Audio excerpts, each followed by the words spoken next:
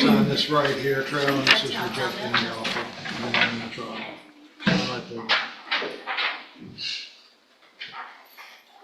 Is this on the first president? Yep, go ahead.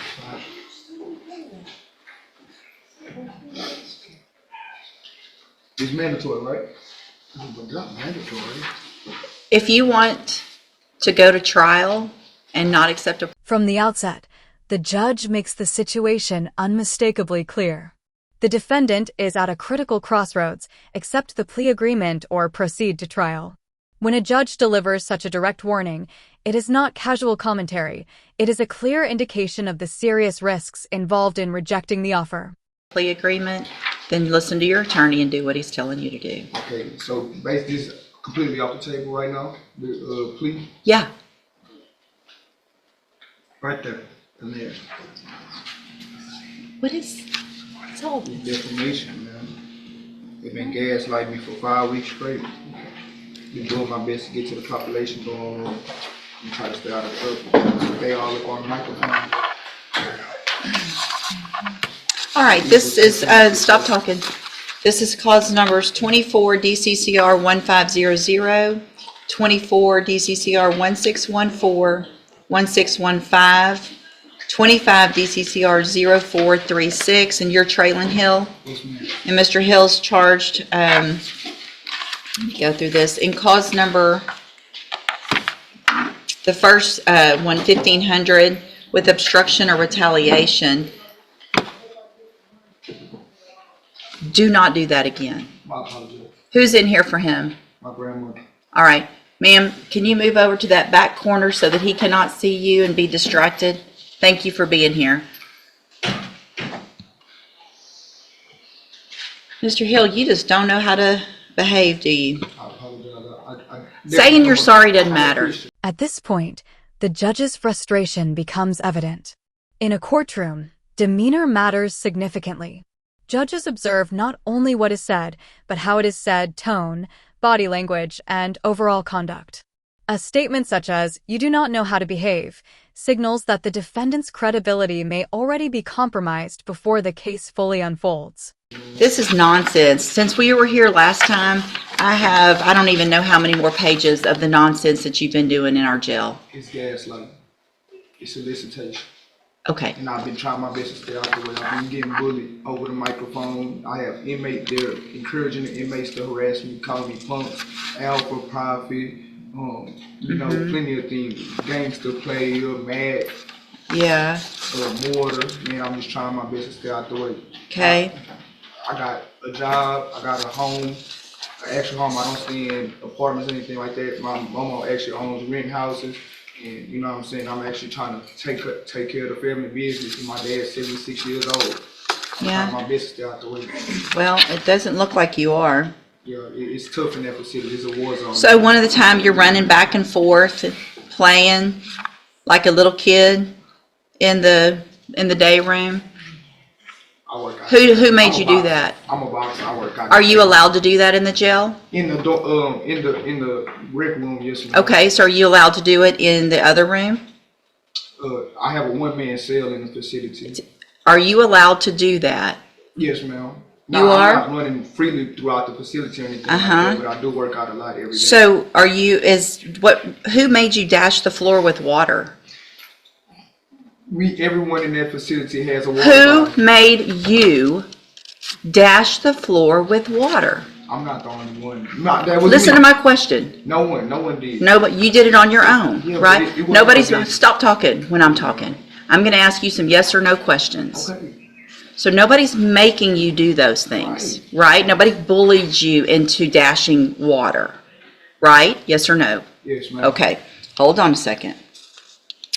What about... This exchange is both direct and legally significant. The judge narrows the conversation to clear yes or no responses, eliminating room for excuses or deflection. In legal proceedings, excessive or unfocused statements can weaken a defendant's position. Precision and restraint in communication are often critical.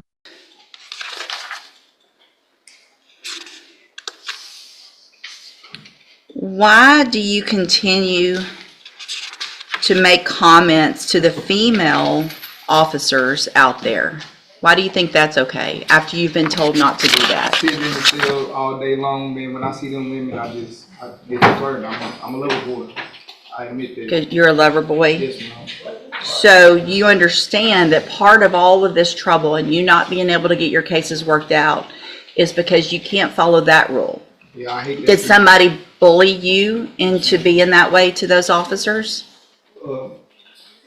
In a manner, you know what I'm saying? When Oh, yeah? I'm dealing with these stressful inmates, you know what I'm saying? I love to be around Okay. my mama boy. Judge, based on his Sunday night activity, I'm pretty sure there'll be At this stage, the stakes escalate further.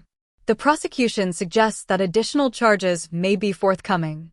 This indicates that the defendant's conduct in the courtroom could have consequences beyond the current case, potentially creating new legal exposure. new case coming. Yeah. I've got to call into the investigator for the sheriff's department to find out Okay. when they'll bring that over.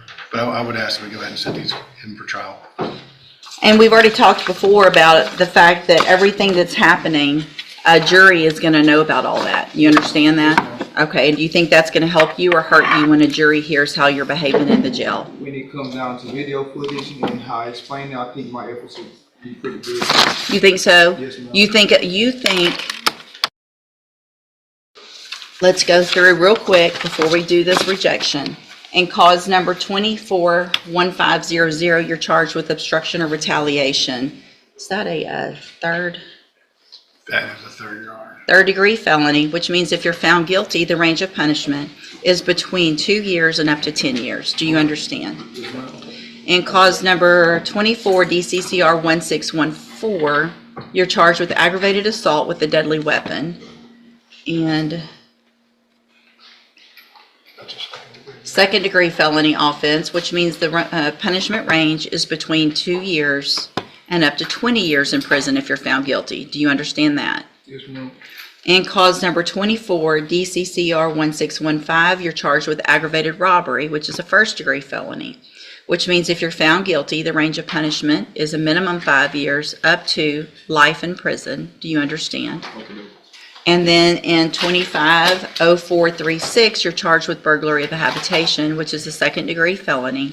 The punishment range in that is between 2 years and up to 20 years if you're found guilty. Do you understand? Correct. I have here on the computer a plea bargain rejection that shows that the district attorney's office has made an offer, if you wanted to enter a plea of guilty, for a 10-year term in prison on a lesser offense of robbery. Of robbery and dismissal of the other charges. You have every right to reject that. It was an excellent deal, but That's fine. I just want you to know that after today, I will accept no plea agreements. Finally, the judge describes the plea offer as an excellent deal, which is a notable statement. Judges rarely characterize plea agreements in such terms unless they believe rejecting the offer may be unwise.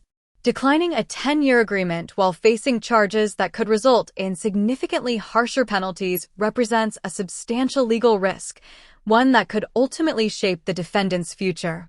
Jury is going to decide, because I don't know that I even agree with this. So today's the day. If you want to take it, fine. If not, you're going to trial. A jury will decide if you're guilty or not. And then if you are found guilty, that jury will determine what your punishment is. And is that what you want to do? are all these charges going to be on one trial? They don't necessarily have to be, because Your you've Honor, got three different dates. Your Honor, the robbery and aggravated assault are the same offense date. I'd expect to try them together. Okay, so what can happen is you will, it sounds like the aggravated assault and the aggravated robbery will be tried together. Yes, ma'am. It's important that you understand also, if you're found guilty on those, then the state can also try you later on one or both of the other cases.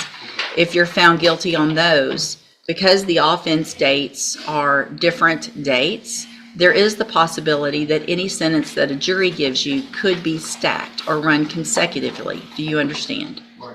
Okay. All right, we'll get it set for trial. Go back with the bailiff.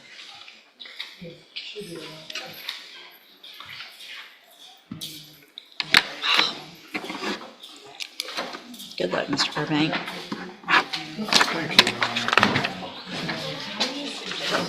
you, Your Honor.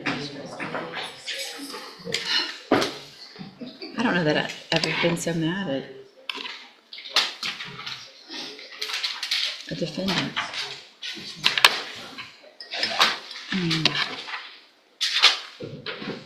Can't help it. Kevin Ross, Mr. Burbank? I mean, you know, we started. Yeah. It's gonna keep on getting worse, because the jury's gonna, and there's no paperwork on Mr. Ross, right? I do have a bond request. Oh,